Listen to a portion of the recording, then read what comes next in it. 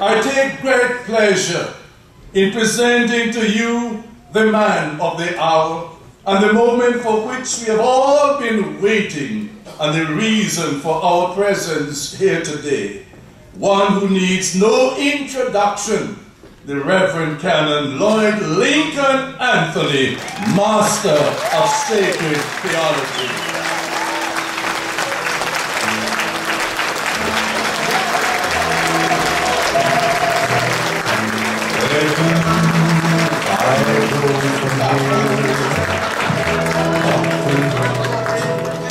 Is drawing near. Please be seated, friends.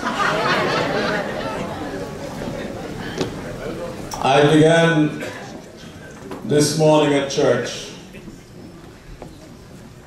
to tell you how grateful I am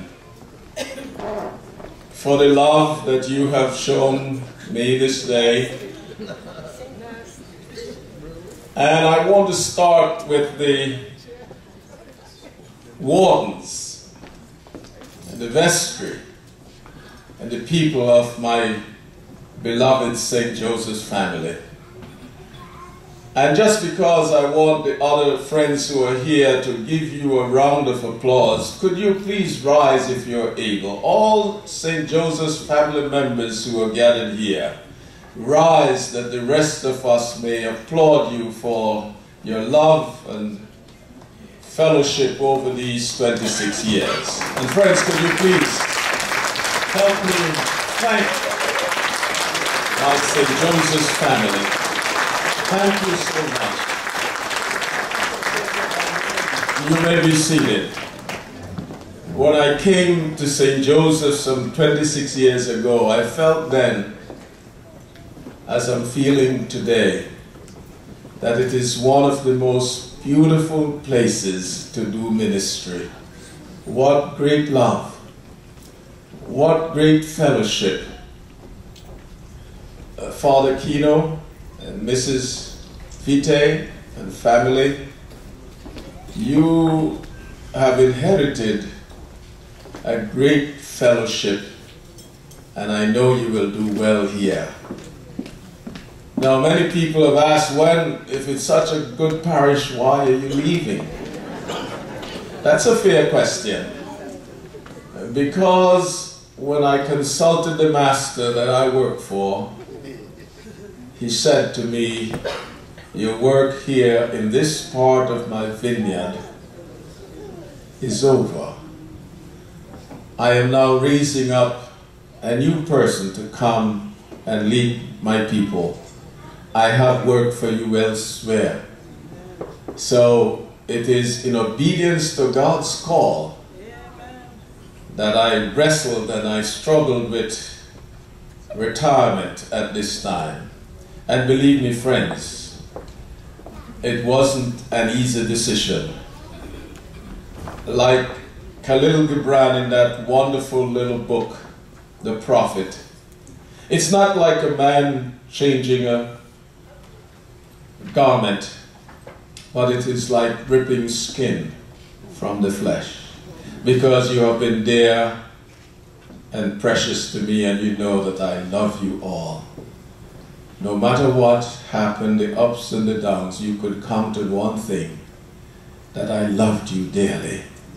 And I will continue to lift you up in prayer as I move on. Know that you have a prayer partner, and I will keep on praying for you, and I know you will do well with God's blessings. And now I want to say a word to the clergy and the people of this deanery. We have been a role model for this entire diocese, and I hope they are watching us, because if all the deaneries were to unite the way we work together, the sense of collegiality and purpose and empowerment of each other, then we would help to make this church a better place. Dean Nesbitt and the clergy, please know that I truly value the friendship and the road we walk together. Give them a big hand, friends.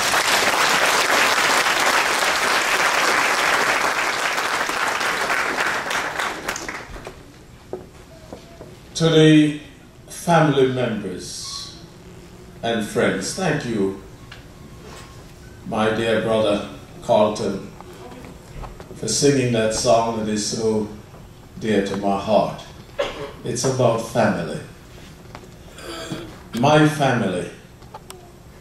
You have been a source of constant motivation. My desire to exceed and to do well, it's because of you. I wanted to be an example for you and those coming after us. And so every time I would be tempted to slack off, I remember you. And it's a motivation to go on. I want to ask my family members who are here to please stand. This is people with roots from that small village in Lamanal. You have been my inspiration. Give them a round of applause.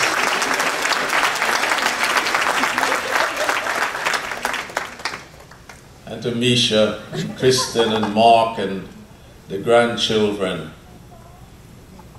I want you to know that I did it for you. Amen. I love you dearly. We love you too. To my beloved wife, Wilma, what a blessing you have been in my life. You know, thanks to Brother Richards, we learned to count our years in doubles. Between us now, we have 26 years of marriage experience together. What a wonderful experience of love and togetherness.